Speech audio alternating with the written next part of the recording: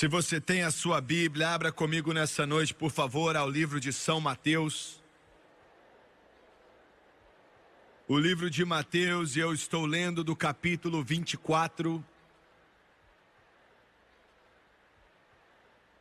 Provavelmente em toda a palavra de Deus, pelo menos um dos capítulos mais poderosos na Bíblia. Começando com a primeira palavra no primeiro versículo, e a Bíblia diz que Jesus ia saindo do templo e aproximaram-se dele os seus discípulos para lhe mostrarem a estrutura do templo. O templo foi construído de mármore branca, construído por Herodes, por isso chamado de Templo de Herodes. E foi o terceiro na sucessão de templos construído aonde Deus tinha estabelecido que Davi construísse o templo, pelo menos o seu filho Salomão construísse. Os planos foram dados a Davi. O templo de Salomão foi construído ali, e eles nos dizem que se fosse nos dias de hoje, o templo foi construído como foi naquela época.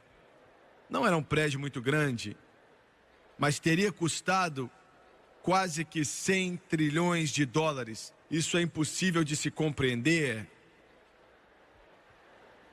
Mas quando foi destruído, um pouco mais de 500 anos depois, por Nabucodonosor, o templo de Zorobabel foi construído em seu lugar. E alguns dos antigos homens estiveram ali chorando enquanto dedicavam o templo de Zorobabel. E quando crianças, o templo de Salomão tinha sido destruído, se lembrando da grandiosidade do que um dia foi, mas o pecado causou sua ruína. E agora o templo de Herodes estava ali, mas assim como no templo de Zorobabel, da mesma forma no templo de Herodes não havia a Arca da Aliança. Ninguém ainda sabe aonde está essa arca. Alguns dizem que Jeremias pegou, escondeu, e alguns acham que pode ser encontrada antes de Jesus voltar. Mas de qualquer forma, quando Jesus morreu no Calvário e o véu se abriu, abrindo o Santo dos Santos, não havia nenhuma Arca da Aliança ali. Esse prédio, que é um dos mais bonitos na face da terra, aonde Jesus expulsou os mercadores. Os discípulos estavam mostrando a ele a grandiosidade. Mais do que qualquer outra coisa, eles estavam comentando sobre a tremenda beleza daquilo. Então ele disse essas palavras: não vedes tudo isto? Em verdade vos digo que não ficará aqui pedra sobre pedra que não seja derrubada. E em 70 depois de Cristo, isso se cumpriu totalmente. Tito tomou o lugar do seu pai Vespúcio, que tinha se tornado César em Roma. E mais de 1 milhão de judeus foram mortos em 70 depois de Cristo e não tinham nem lugares para colocar cruzes. E o resto foi vendido como escravo, e o mercado de escravos quase que não valia nada por causa de tantos escravos judeus superinflacionando o mercado. E Tito, não tão poderoso quanto seu pai Vespúcio, tentou impedir os homens para não destruírem o templo, mas ouviram dizer que havia ouro ali no cimento, e eles tiraram peça por peça para ver se havia ouro ali. Não havia ouro, mas eles tiraram assim como Jesus profetizou que fariam. E sentado no Monte das Oliveiras, chegaram-se a ele os seus discípulos em particular, dizendo: dize-nos, quando serão essas coisas? E que sinal haverá da tua vinda e do fim do mundo? E eu quero usar como tópico nessa noite o que Deus me passou a respeito do futuro, E é estranho que o Espírito Santo, eu acredito que me direcionou a esse grande 24º capítulo de Mateus. O 24º capítulo de Mateus é um dos capítulos mais negativos em toda a palavra de Deus. E ainda assim, nesse capítulo negativo, nessa apresentação que Jesus deu, o Senhor da Glória, existem 4 atributos tremendamente positivos nesse capítulo. Eles se destacam como canhões de luz em meio a uma culminação catastrófica. E é isso que eu acredito que o Espírito Santo quer que eu te entregue nessa noite. Tirado desse 24º capítulo, o que Deus me disse sobre o futuro. Abaixa sua cabeça. Pai Celestial,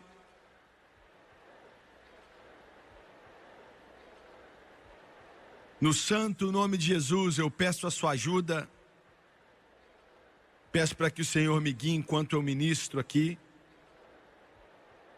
Dependo totalmente do Senhor. E peço que o Senhor nos unja para pregar. E venha ungir também as pessoas para escutar. Para que eles possam entender a tua santa palavra. Nos ajude a não distorcer a tua palavra, mas somente falar aquilo que o Senhor quer e deseja. Pai Celestial, eu peço em nome de Jesus Cristo, e todos dizem amém e amém. Há algum tempo atrás, um dos centros de pesquisa aqui na América ligaram para o nosso escritório perguntando se queríamos participar em uma pesquisa que ia ser feita nos Estados Unidos. E essa pesquisa era a respeito de ministérios da televisão. E poderíamos participar se quiséssemos, porque eles iriam tentar encontrar o que as pessoas desejavam dos ministérios que estão na televisão. E eles estavam conversando com o Doni. E o Doni respondeu e disse: meu senhor, estamos interessados naquilo que as pessoas querem, mas não tem nada a ver com esse ministério. Nós estamos aqui com apenas um propósito, que é dizer: assim diz o Senhor, independente do que as pessoas querem.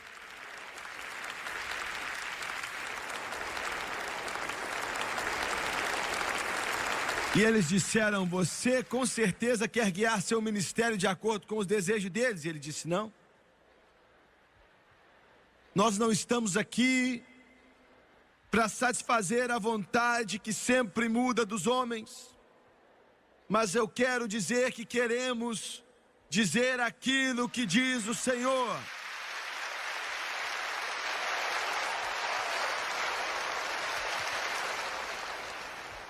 E nesse capítulo tremendamente negativo, Mateus capítulo 24, eu estava estudando a primeira parte nessa semana. O Espírito Santo por várias semanas tem falado ao meu coração a respeito do culto dessa noite. E o Senhor começou a me direcionar para um evento dos fins dos tempos, que eu vou daqui a pouco te dizer coisas que Ele me deu nos últimos meses. Todo o capítulo 24 de Mateus, menos alguns versículos, são a respeito dos fins dos tempos que ainda não chegaram. Está começando e fala a respeito de catástrofes, fala a respeito de um terror tão grande que vai além da descrição. Jesus diz que grandes tribulações como o mundo nunca conheceu e nunca vai conhecer.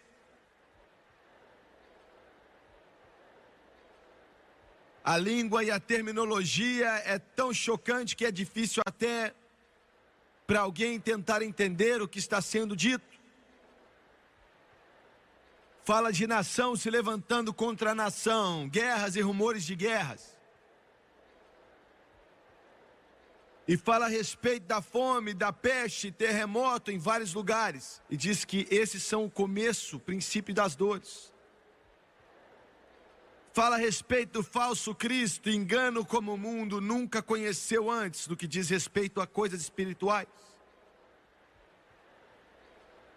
E fala a respeito de sangue. Fala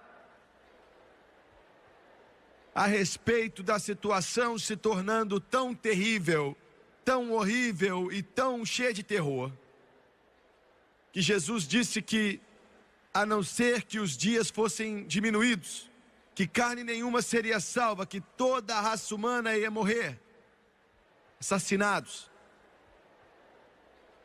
E isso é tão chocante, que eu não gosto de falar disso, mas é muito importante, eu acho que eu tenho que repetir.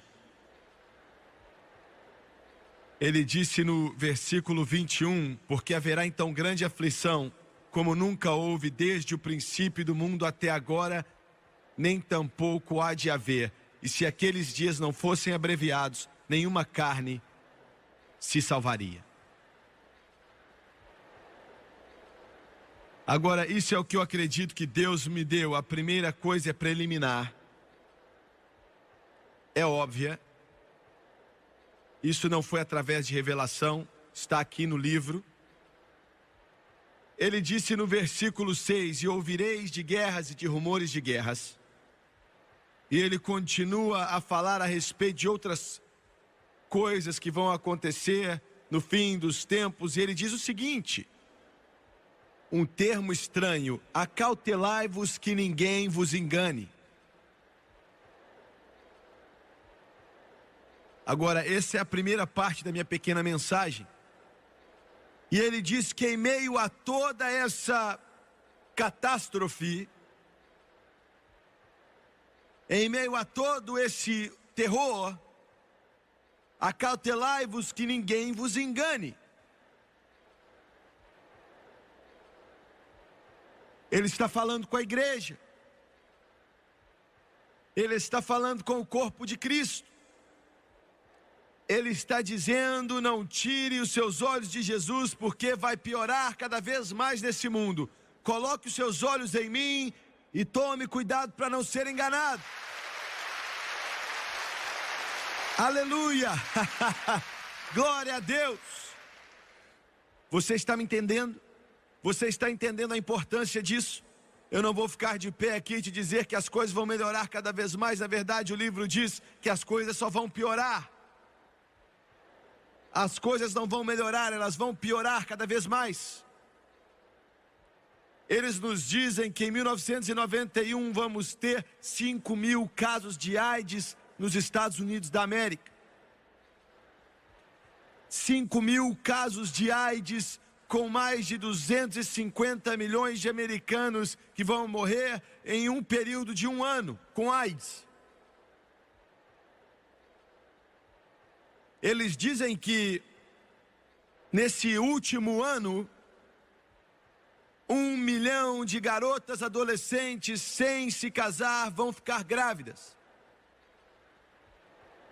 A cada minuto que passa, um adolescente contrai uma doença sexualmente transmitível como gonorreia, herpes. 50% das nações do mundo nesse momento estão em guerra. Imagine só, guerras e rumores de guerra, 1,5 milhão de dólares a todo minuto que passa é gasto em armas nesse mundo. A cada 60 segundos, 1,5 milhão de dólares é gasto em armas no caminho do Armagedon. E em meio a tudo isso, ele diz, aleluia, acautelai-vos que ninguém vos engane. Agora, eu disse tudo isso a respeito do lado negativo de Mateus 24. Eu acho que eu já estabeleci minha fundação. Eu não quero falar de toda a sujeira do alcoolismo. Eu quero dizer aos bêbados que Jesus pode te libertar. Eu não quero falar a respeito da sujeira, das doenças sociais. Eu quero te dizer que Jesus Cristo pode te libertar. Eu não quero falar a respeito da condição terrível, do vício que está sobre essa nação. Eu quero falar para os bêbados que, por pior que esteja a sua situação e o governo não possa libertar, mas eu conheço um nessa noite que pode quebrar os cativeiros e as correntes e te libertar do pecado. Eu conheço um que pode libertar os cativos. Aleluia, glória a Deus. Agora, como eu mencionei no começo dessa mensagem, nunca em todo o meu ministério eu já lutei e encontrei uma oposição tão grande. Hoje mesmo, o maior chefe de pornografia me ligou, falou que ia vir atrás de mim.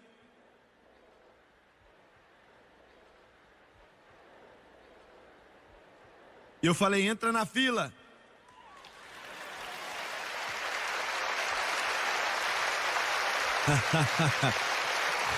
Você pergunta o que eu pensei. Ele é o maior da nação, não é?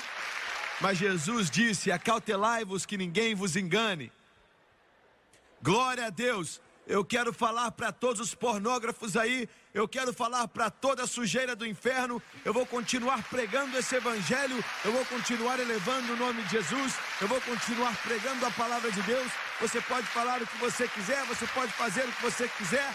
O inferno não pode me parar, os demônios não podem me parar, os poderes das trevas não podem me parar, porque aquele que está em mim é maior do que o que está no mundo.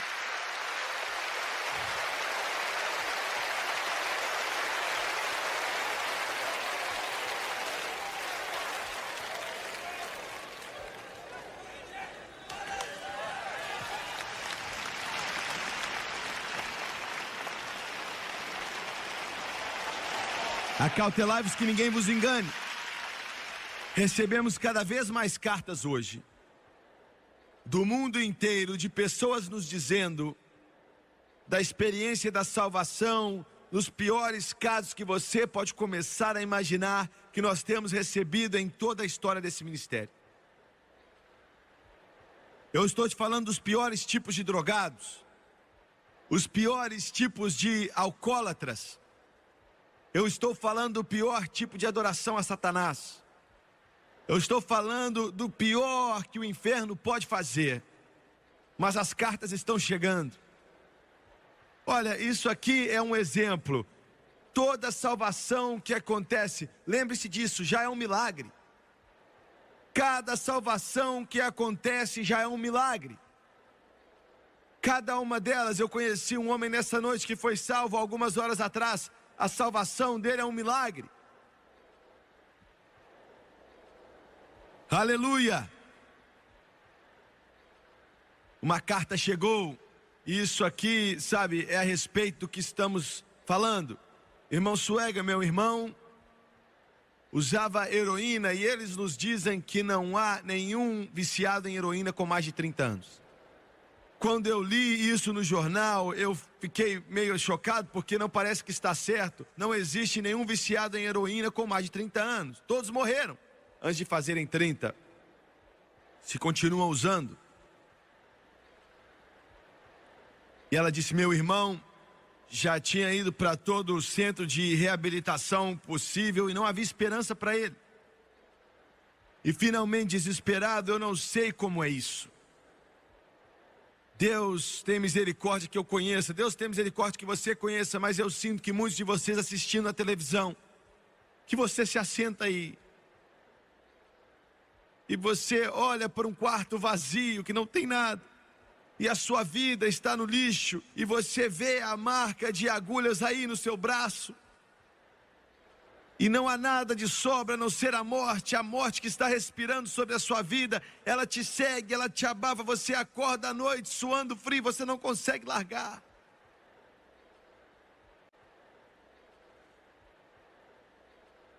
E eu não eu não tenho palavras de condenação para você.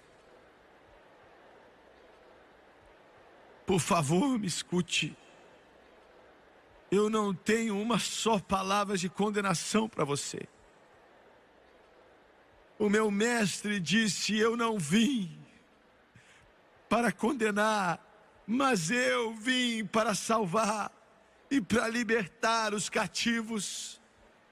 Aleluia, aleluia, aleluia. O mundo pode te menosprezar, mas Jesus diz que se você vier para Ele, você é bom o suficiente para fazer parte da igreja dele.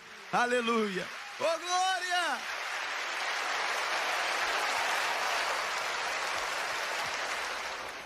E ela disse, ele ia pegar uma chave de fenda, saiu para a rua.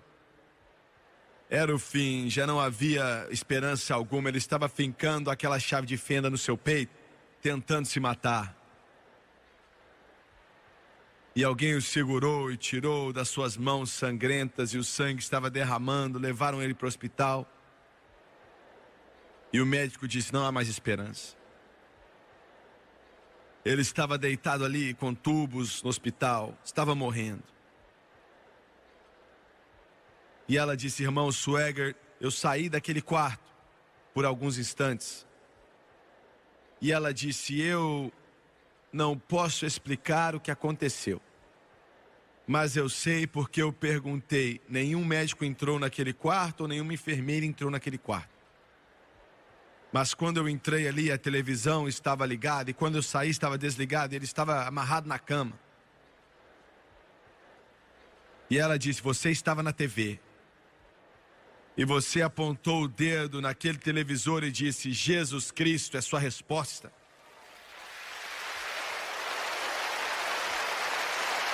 E ela disse: quando eu voltei, ela disse: quando eu voltei ali, eu queria muito ter estado ali, mas eu saí do quarto por alguns minutos e eu não consigo explicar. Não há uma maneira de explicar com palavras. O médico balançou a cabeça e falou: isso é um milagre. Mas meu irmão estava completamente curado e liberto da hora que eu saí daquele quarto e voltei para o quarto. E hoje ele está pregando o evangelho do Senhor Jesus Cristo, completamente livre pelo poder de Deus. Esse é Jesus, esse é Jesus, esse é Jesus, esse é Jesus. Aleluia! Eu não estou preocupado. Eu não estou preocupado. Eu não estou preocupado. Nós temos o maior evangelho que o mundo já conheceu. Eu não estou preocupado. Eu não estou preocupado com os meus netos, se eles vão vencer, porque eles estão comprometidos com Jesus Cristo. Eles vão vencer, eles vão pregar o evangelho do Rei dos Reis, Senhor dos Senhores. Se ele tardar, não se preocupe com seus filhos. Se você entregá-los a Jesus, segure a mão deles, chegue mais perto de Deus que você já esteve. Há uma tempestade para vir nesse mundo, mas chegue mais perto dele.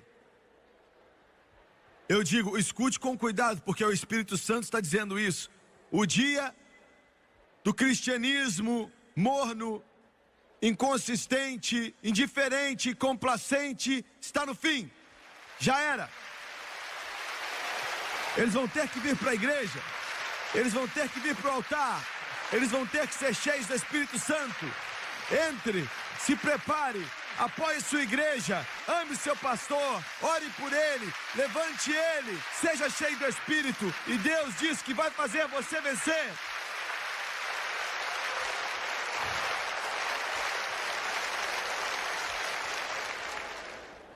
Drogas não vão vir sobre os seus filhos se você continuar diante do altar, se você caminhar diante deles. Agora, pai, se você está bebendo sua cachaça,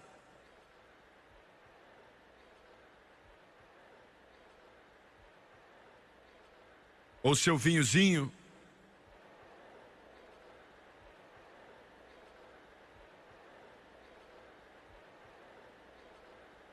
e você vai na igreja uma vez por mês, você tem um problemão. Mas olha, vai para a igreja e fique lá. Vá para lá na quarta noite. Domingo de manhã, vá para lá. Domingo de manhã, vá para lá. Quando abrirem os altares, você fala, eu sou cristão, não preciso do altar. Você precisa do altar. Vá até o altar, fique no altar, deite no altar, vá diante de Deus. Você não tem que se preocupar. Muito bem. Eu quero te mostrar a segunda palavra positiva que ele disse em meio a todo esse inferno. Está no versículo 14, ele diz que esse evangelho do reino vai ser pregado em todo o mundo, em testemunho a todas as nações, e então virá o fim. E essa é uma das declarações mais poderosas que você já viu em toda a sua vida. E esse evangelho, que evangelho? Não é o evangelho fraquinho, sabe, que as pessoas estão falando hoje em dia sem força alguma, que arranca metade da Bíblia. Não é esse evangelho. Ele disse esse evangelho. Esse evangelho, de que evangelho ele está falando? O evangelho da salvação pelo sangue de Jesus. O evangelho do poderoso batismo do Espírito Santo, com evidência de orar em outras línguas. O evangelho da cura pelo poder de Deus. O evangelho que faz milagres pelo poder de Deus. E o evangelho que Jesus está para voltar. Esse evangelho vai ser pregado. Vai ser, não diz que talvez será. Se o Islã falar que vai ser, tá bom. Ou se os nossos amigos comunistas aceitarem a esse evangelho, ele diz que vai ser pregado. E eu quero te dizer algo. Semana passada, o homem que é chefe das nossas missões em todo o mundo, um missionário chamado Jim Moseley, ficou 8 anos no Peru, nas montanhas, na parte mais fria, e ficou 4 anos na Guatemala. Deus está usando aquele homem. Ele veio até mim e disse, irmão Swagger, estava com temor. E ele disse, você precisa ouvir isso. Por 2 anos, ele tem ido para a China comunista, tentando colocar nosso canal ali na China. 1.150.000.000 de seres humanos em um país, na China. E eu quero te dizer, Paulo disse, Jesus é a cabeça, nós somos o corpo, que significa tudo em todos. O corpo dele não vai ser feito apenas de homens brancos. E até mesmo nossos irmãos afro-americanos ou mexicanos aqui nos Estados Unidos, vocês estão me ouvindo? O corpo dele é feito de brancos, negros, amarelos, vermelhos e mulatos. Eu sei do que eu estou falando.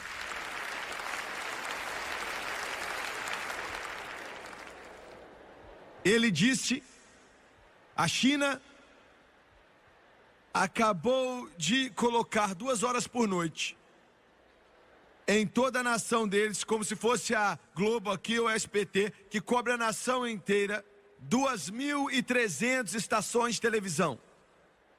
2.300 estações de televisão só naquele país. Colocaram 2 horas por noite à venda. É bem caro, $40.000 por semana.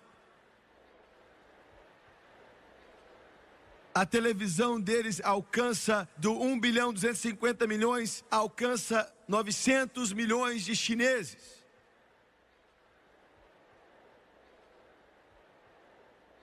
Eles me disseram que eu fosse a Beijing semana que vem. E ele foi hoje cedo para assinar os contratos para passar o Evangelho de Jesus Cristo sábado à noite, às 10. para cobrir todo o país da China. Esse evangelho será pregado, esse evangelho será pregado, esse evangelho será pregado.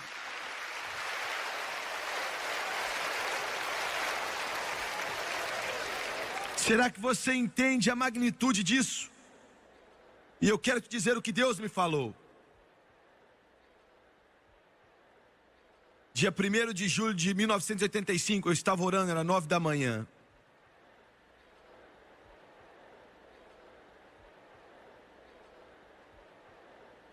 Eu estava estudando a palavra, eu estava no meu carro, saí e comecei a seguir uma trilha. Era numa fazenda. E depois de caminhar mais ou menos 10 minutos, o Espírito de Deus veio sobre mim.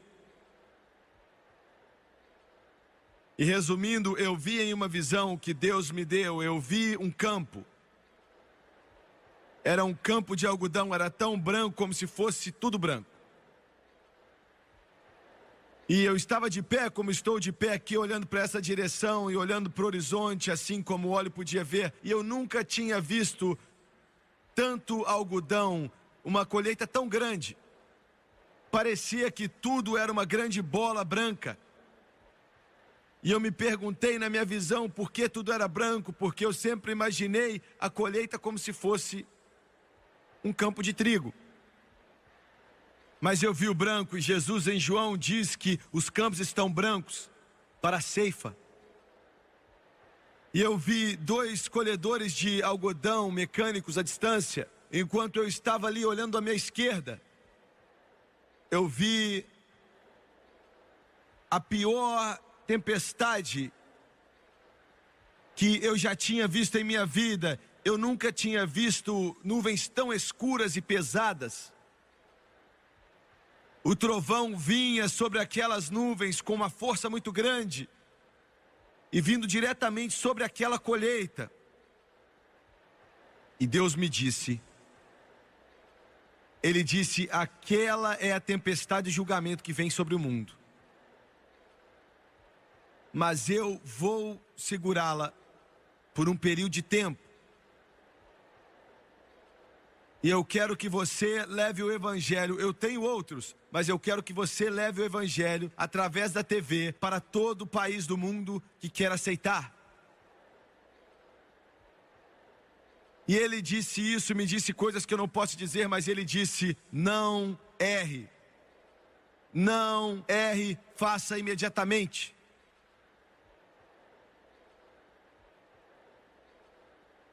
Duas semanas depois, dia 14 de julho, no Centro Familiar de Adoração, deram uma profecia que disse, eu coloquei a chave na tranca para abrir portas que estão fechadas por séculos. Empurre a porta, e agora elas estão destrancadas. Vá além do pensamento mortal do homem e vá até onde Deus está. Acredite em mim, ele disse, como você nunca acreditou em mim antes. Eu vou abrir a mente dos reis. –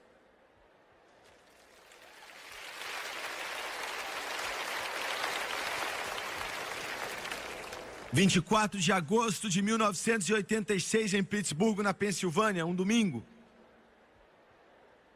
Estávamos em uma cruzada lá e eu fui orar naquele domingo de manhã, mais ou menos às 10 da manhã.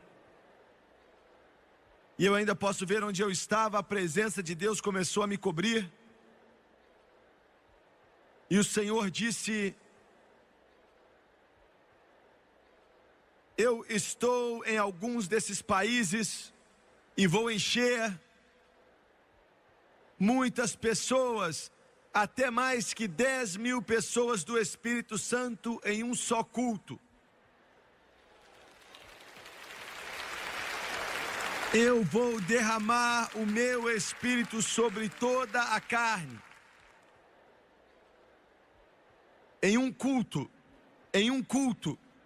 Eu quero te lembrar que é isso que alguns disseram que era uma novidade e daqui a um tempo ia passar. Mas ele disse, em um culto eu vou encher mais de 10 mil com o Espírito Santo. Dia 6 de setembro de 1986.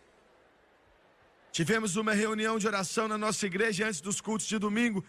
E eu tinha ido orar, eu estava tão cansado. Não tinha dormido bem. Fazia 72 horas e a Francis perguntou, você vai para a reunião de oração hoje? Eu me levantei e o quarto rodou. E eu pensei que eu nem ia poder me vestir, mas me vesti e fui. E eu estava tentando orar, eu estava tão preocupado, eu estava fisicamente, mentalmente, psicologicamente, espiritualmente exausto. Eu estava caminhando na parte de cima. Eu acho que haviam 150, 200 pessoas ali. O Espírito de Deus veio sobre mim instantaneamente. E Deus me disse 3 coisas. Ele disse, eu vou salvar milhões de pessoas. E no avivamento dos fins dos tempos, como o mundo nunca viu em toda a sua história, mais do que milhões, eu vou salvar dezenas de milhões. Dezenas de milhões. E eu vou destravar o leste europeu. O leste europeu vai ter um avivamento como nunca conheceu em toda a sua história. Eu estou indo atrás da cortina de ferro, por trás da cortina de bambu. Ele disse que milhões e milhões serão salvos, dezenas de milhões serão salvos. Acredite em mim, para milhões de pessoas. E ele disse que no meio da África, e hoje mesmo recebemos a palavra, que a Angola, que é um país comunista, no passado nos disseram que não iam permitir o nosso programa ser televisionado. Você pode colocar na televisão, então não havia como entrar na TV.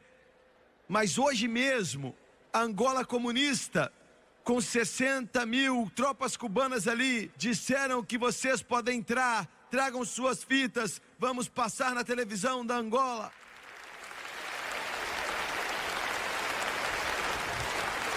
143 países do mundo. Antes de ontem, o chefe de comunicações na igreja luterana no oeste europeu estava no meu escritório. Nenhuma programação religiosa pode ser colocada na televisão do oeste alemão até que o departamento de censura da igreja luterana dê a permissão. Eu nem sabia quem ele era. Eu nem sabia o que ele era. Quando me apresentaram para ele, não me disseram quem ele era. Fomos na cafeteria do outro lado da rua almoçar, e ele olhou dentro do meu olho e disse, estamos colocando você em 230 estações de TV no oeste alemão.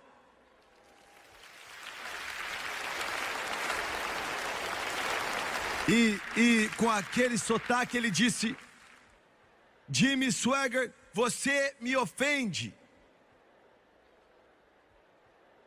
Quando você prega, você me ofende. Você ofendeu toda a igreja luterana no oeste alemão. E eu me assentei ali, olhei para ele e eu pensei, meu Deus, o que é que ele vai fazer agora? Nos tirar do ar? Mas ele disse, oeste alemão, nós já estávamos apenas em algumas estações, apenas em algumas, mas agora toda a nação se abriu na sua rede TV. E ele disse, toda a igreja luterana está nervosa com você. E a igreja católica está mais nervosa que os luteranos.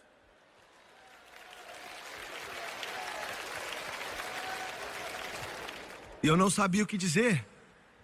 Eu me assentei ali, ele estava do outro lado da mesa e eu disse, eu não sabia o que dizer. E não é algo normal que eu não tenho o que dizer. Eu não sabia o que dizer, irmãos.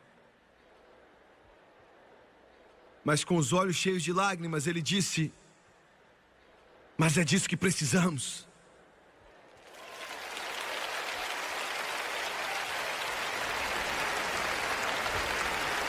Ele disse: nós já tivemos tanta pregação ruim, nós já tivemos umas pregações fracas, a Alemanha nunca ouviu o Evangelho. Venha nos dizer que Jesus salva, que Jesus enche com o Espírito Santo. E eu estou aqui para te dizer que eu sei, o Espírito Santo me disse, Deus vai enviar um avivamento para o oeste alemão, que vai tocar aquele país com o poder do Deus Todo-Poderoso.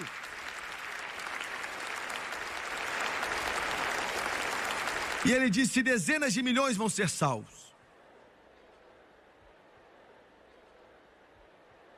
E eu me lembro onde estava quando ele me disse.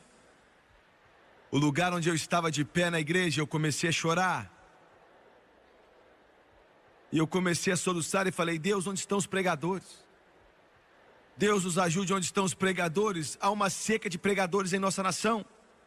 Não. Nunca existiu tanto pregador como hoje, mas nenhum está pregando a palavra.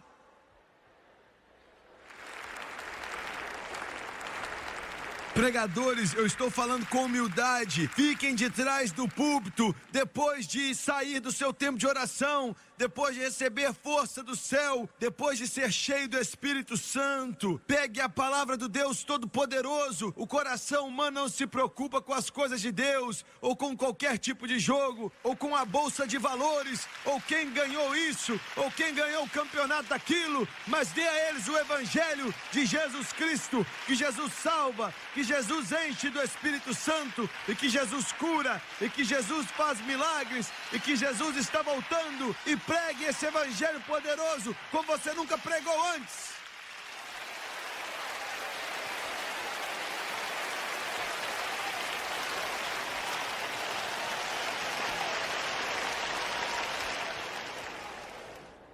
Eu estava chorando, meu coração quebrantado. Eu perguntei: Deus, onde estão os pregadores? Eu fico chocado de ligar a televisão cristã e eles estão falando sobre gatos. E eles estão discutindo os brinquedinhos. Deus nos ajude. Nos ajude. Essa é a maior mensagem que o homem já conheceu em toda a sua história. Pregue o Evangelho, pregue a palavra, pregue Jesus, dê a eles Jesus, dê a eles o Senhor dos senhores e o Rei dos reis e o mais belo entre os milhares.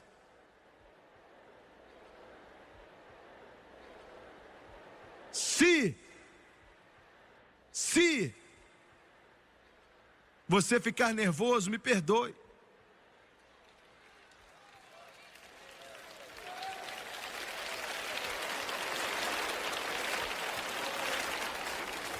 Uma senhora chegou para mim essa semana. Ela se apresentou, uma mulher muito educada.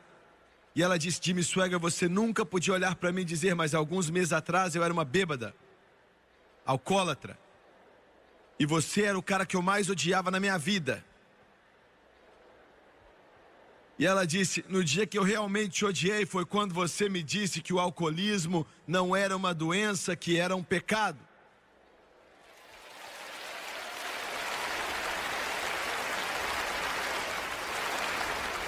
E ela disse: eu já me escondi atrás da minha doença por anos, eu estava morrendo, indo para o inferno, e o meu lar tinha ido embora e tudo tinha se perdido. Ela disse: eu cheguei naquela televisão e eu desliguei, sabe, que eu quase quebrei aquele botãozinho. E ela disse que quando eu dei um passo para trás e a tela estava preta, e você não estava mais ali, mas o que você pregou ainda estava aqui. Aleluia! Lágrimas desciam no seu rosto e ela disse: obrigado, você pregou a verdade. Obrigado, você pregou a verdade. Eu sei que você está queimado, eu sei que metade da igreja está contra você, mas continue pregando. Nessa noite eu estou livre, hoje eu estou livre por causa da palavra do Deus poderoso.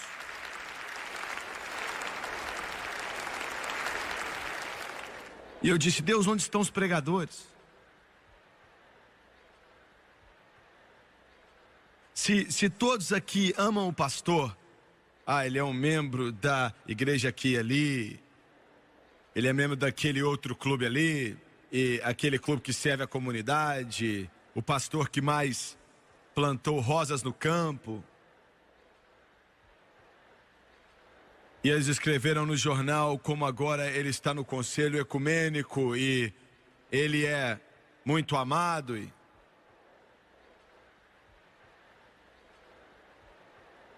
Semana que vem ele vai se juntar com os bispos católicos.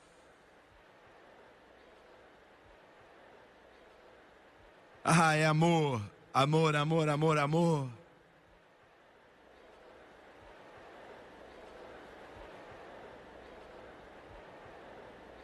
Manda esse cara embora.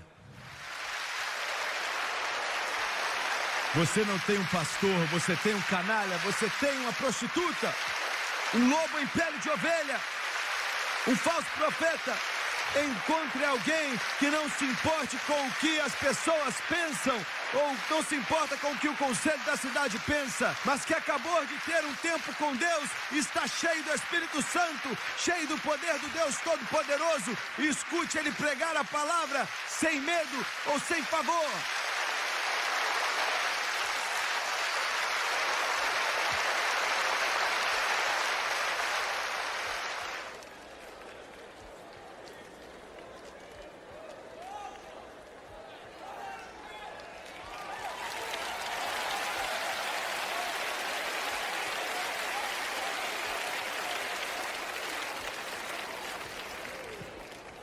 A maioria dos pregadores são como gelatina, os caras não são firmes.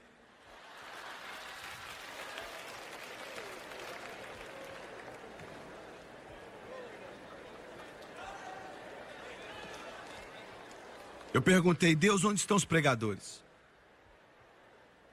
A maioria deles tem um sinal de à venda aí nas costas.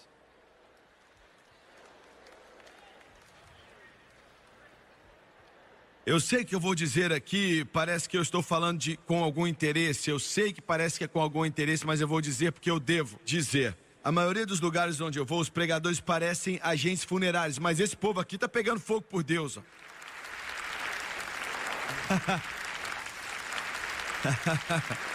Olha, eu tenho visto eles aqui, eles estão pegando fogo por Deus. Eu acredito que tem algo na alma deles. Enquanto eu estou pregando, eu estou pensando nisso. É claro que é fora da mensagem, mas eu estou pensando, olha, faz tempo que eu não prego para pregadores assim. Honestamente, outro dia eu estava pregando na TV em uma dos meus cultos e parecia um monte de agente funerário. Estou falando sério.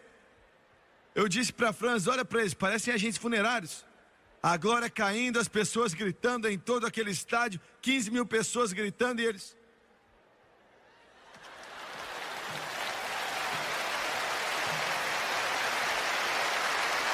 Deus nos ajude. Meu Deus, bata palmas, fique de pé e grite. Diga, Jesus está vivo. Nós temos uma razão para gritar.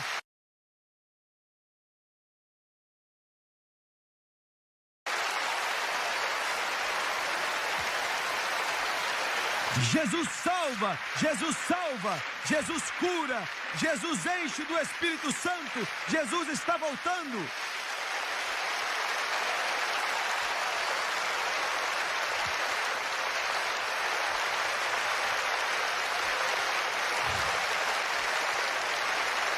Aleluia! Aleluia! Aleluia!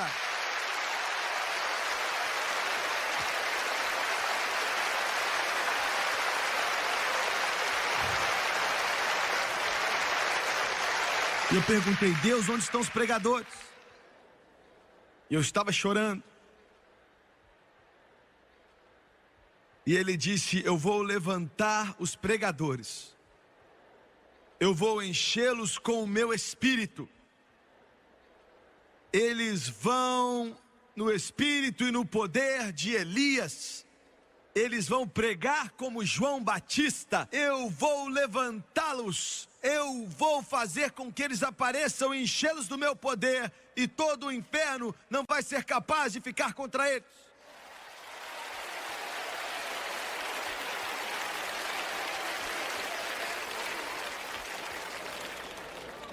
E ele me disse mais uma coisa nessa mensagem. Ele disse que vai mandar um avivamento de santidade.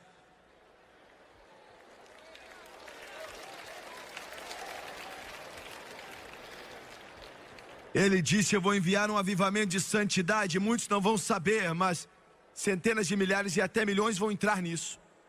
E ele disse assim, ele disse que a razão pela qual vou fazer isso é porque Satanás tem levado a minha mensagem, a mensagem pentecostal, e na última década está piorando. Ele está passando ela no meio da sujeira e da lama. A maior mensagem que o homem já conheceu. E eu vou enviar um avivamento de santidade que vai limpar a minha mensagem, limpar a mensagem pentecostal.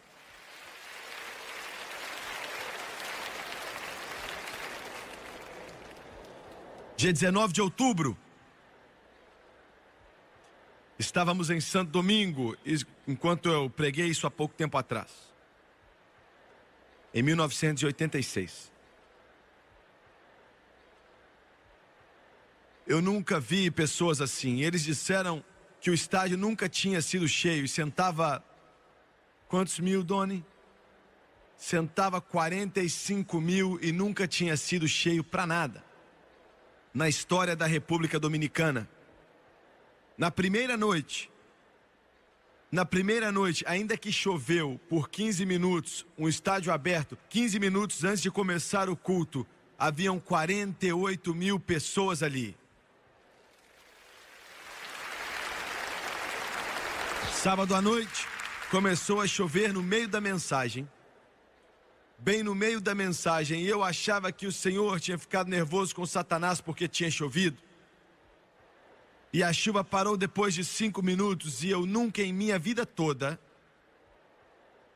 vi um estádio. Nós tínhamos quase 60 mil pessoas ali. Sábado à noite, eu nunca vi um estádio assim aberto.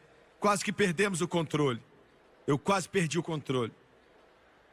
Quase 60 mil pessoas gritando e louvando ao nosso Deus, como se fosse uma onda de glória naquele lugar.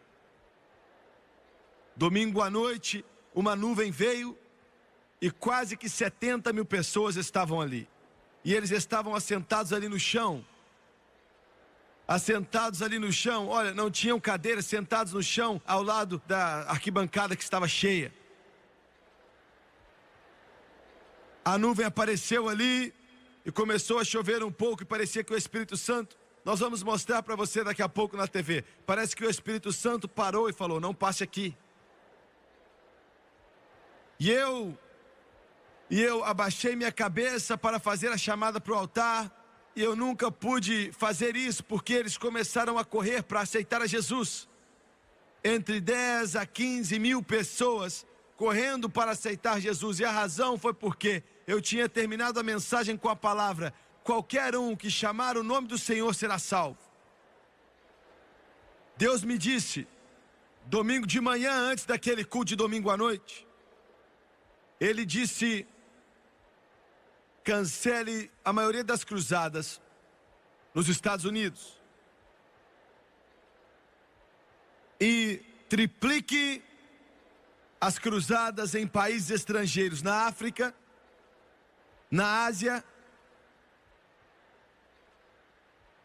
as ilhas do oceano, na Europa, América Central, América do Sul. E ele me disse outra coisa: eu vou enviar um avivamento de cura, de milagres. Muitos falam deles, mas eu vou enviá-lo. Os homens dirão que os dias da Bíblia voltaram. Foi 19 de outubro, mais ou menos, às 10 daquele domingo de manhã, eu liguei para o Doni, liguei para o irmão Odd e todo o nosso pessoal, 10 ou 15 deles, e disse: irmãos, é isso que o Senhor me disse, cancele essa cidade, essa cidade, essa cidade, essa cidade nos Estados Unidos.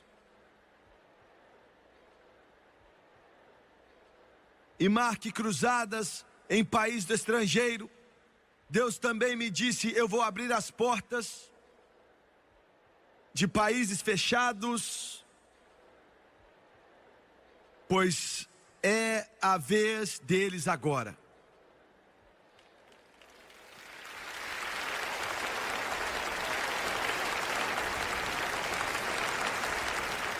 Agora, é isso que vai acontecer. Algumas coisas ruins vão acontecer, mas eu vou olhar para as coisas boas. Isso é o que Jesus mandou dizer a eles. É o terceiro ponto dessa mensagem e vou parar. Alguns de vocês já estão cansados.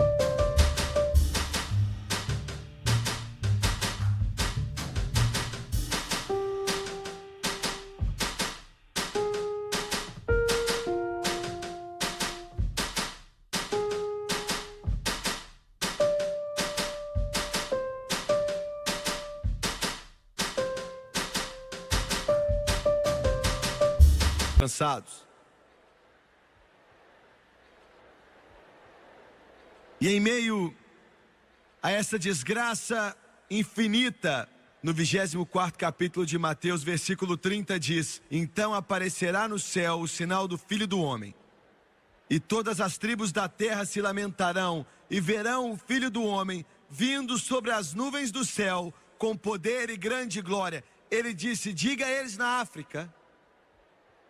Nós já marcamos 2 cruzadas para a África. Diga a eles na América do Sul. Nós já agendamos os maiores estádios do mundo, com capacidade para mais de 200 mil pessoas no Brasil. Diga a eles na Europa. Diga a eles na Ásia. Diga a eles que eu estou cansado da fome. Eu estou cansado da pestilência. Eu estou cansado dos ditadores. Eu estou cansado da desumanidade do homem para com seu irmão. Estou cansado da fome. Estou cansado do povo que morre disso. Estou cansado de ver o povo morrer. Diga a eles: não olhem para as nações do mundo ou para os Estados Unidos, mas olhem para mim, pois eu estou voltando.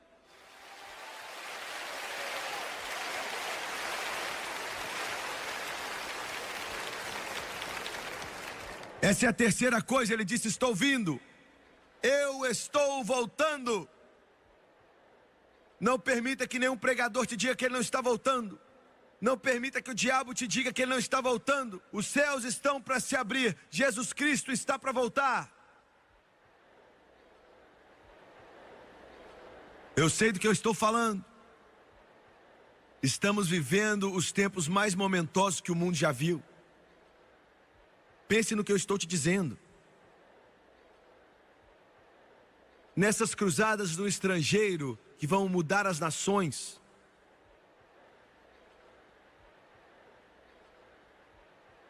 Tito capítulo 2, versículo 13, Paulo chama de bem-aventurada esperança. E por último,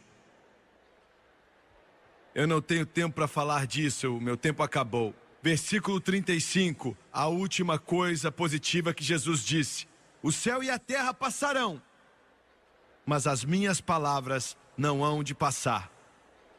O que eu disse, eu vou fazer.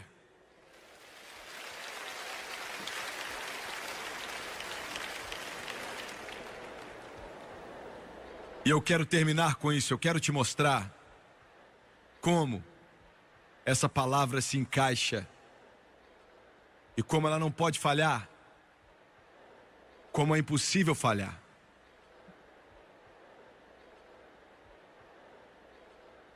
Em 1940, há muito tempo atrás, eu tinha 5 anos de idade. Na noite que meu pai veio para Jesus, ele era um dos homens mais duros. Ninguém pensou que ele viria. Mas naquela noite, debaixo de uma convicção poderosa do Espírito Santo, seu melhor amigo, um homem de negócios, rico, os dois eram parceiros de negócios, debaixo da mesma convicção do Espírito Santo, uma convicção poderosa, tão forte que os homens tremiam. Mas ele não quis vir. Quando meu pai se levantou daquele altar com lágrima nos olhos e Jesus tinha entrado em seu coração, o primeiro homem que ele viu foi o seu amigo, o seu sócio. Ele estava chorando. Ele abraçou o meu pai, abraçou a ele chorando muito também. E o meu pai disse: por que é que você não vem? E ele disse: eu não posso. Eu não posso.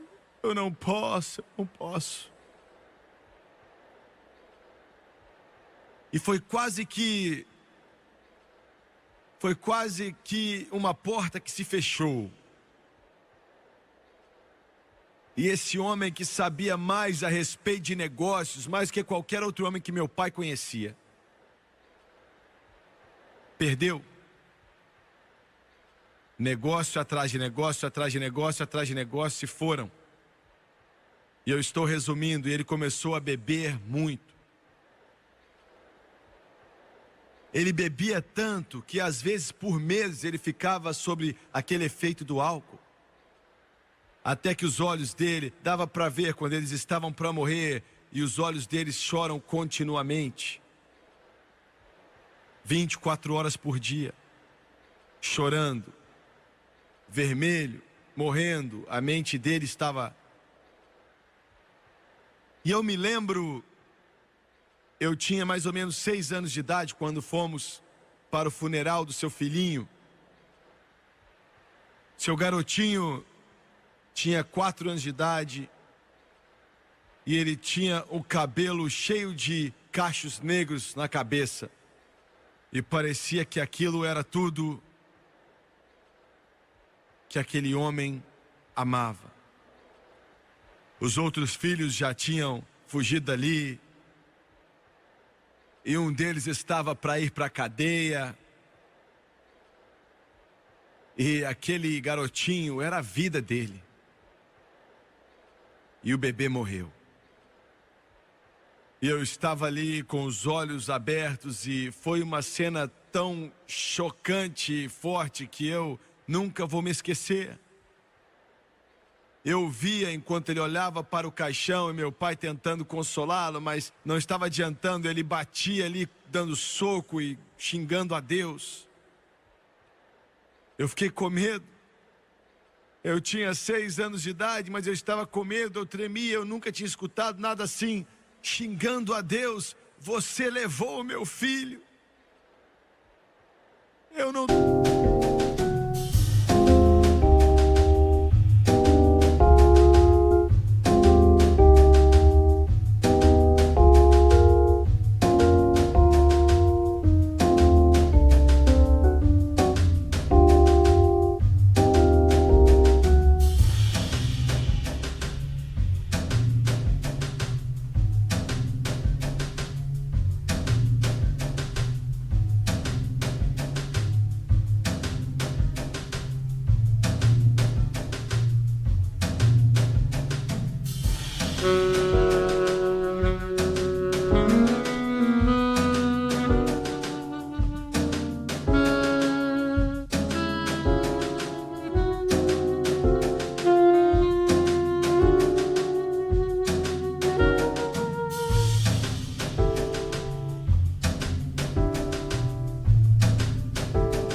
mais nada. Eu tinha uma casa bonita e já se foi. Negócio atrás de negócio eu perdi. Estávamos em um barraco e o caixão estava na sala. E aquele garotinho de cabelo negro deitado sobre o travesseiro. E ele dava soco no caixão. O pai dele xingava a Deus falando: eu te odeio, Deus. Usando as piores palavras para descrever quanto ele odiava a Deus.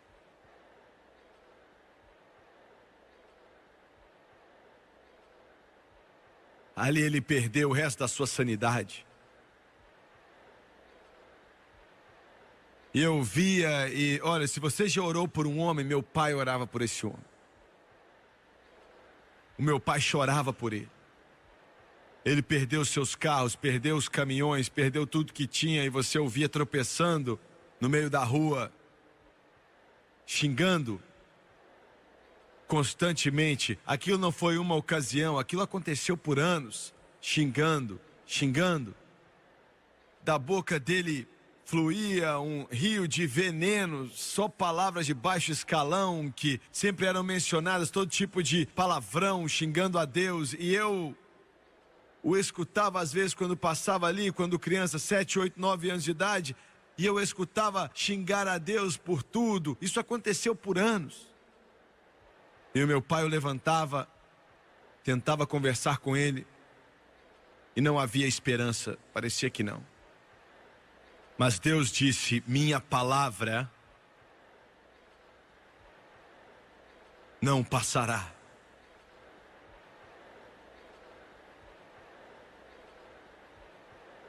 O Lester Summerall, eu recebi uma carta dele semana passada. A irmã dele e a mãe dele foram as primeiras a levar o evangelho para a nossa cidade, em 1938. Eu tinha 3 anos. A primeira mensagem que esse homem já ouviu, esse homem que eu falei, escutou, foi da Leona Somerol. Ela pregou. Ela era uma garota de 17 anos de idade. E ela voltou na cidade. Isso foi em 1945. Milagre dos milagres, quando ela chegou ali na entrada da cidade, ela viu meu tio. Eu nasci na casa dele em 1935, dia 15 de março. E foi ele que ofertou o dinheiro para ela construir a igreja. E ela parou o carro, ele parou o carro dele, alguns deles estavam juntos. E em meio à conversa ela perguntou: como está? E falou o nome dele. E ele disse: nesse momento ele está morrendo. Agora, ele pode até estar morto daqui a 1 hora, mas ele está morrendo nesse momento. E ela disse: o quê? Ele nunca foi para o céu, será que ele aceitou Jesus? E ele disse: não. Ele perdeu a cabeça. Ele não sabe nem o seu próprio nome. E ela falou: como eu chego à casa dele? E ele disse: eu vou te levar lá. E ela entrou ali. E ele estava deitado na cama. E ela foi até ali, segurou sua mão e disse: você me conhece? E em pouco tempo, a mente dele se abriu. E ela disse: eu vou chamá-lo de Bill. Não era o nome dele, mas ela disse: Bill, já é o fim. Ele está te chamando faz muito tempo. Mas o tempo acabou. E daqui a alguns instantes as lágrimas rolavam em seu rosto. E o Deus que ele amaldiçoou por 5 anos, xingado e xingado e xingado a ele, veio com a sua mão e o levantou, e o lavou e o limpou.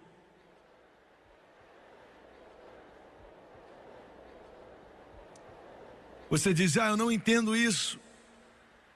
Eu também não entendo. Quem pode entender o amor de Deus? Quem pode entender o amor de Deus? Quem pode entender a graça sublime? Eu estou te dizendo, Ele te ama. Não importa o que você fez, quem você é, Ele te ama.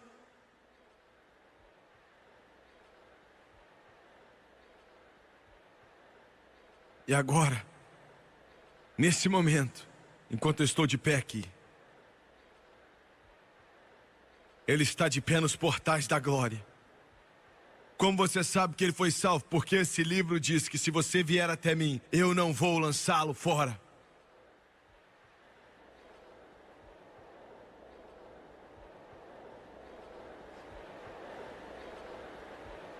Minha palavra não passará.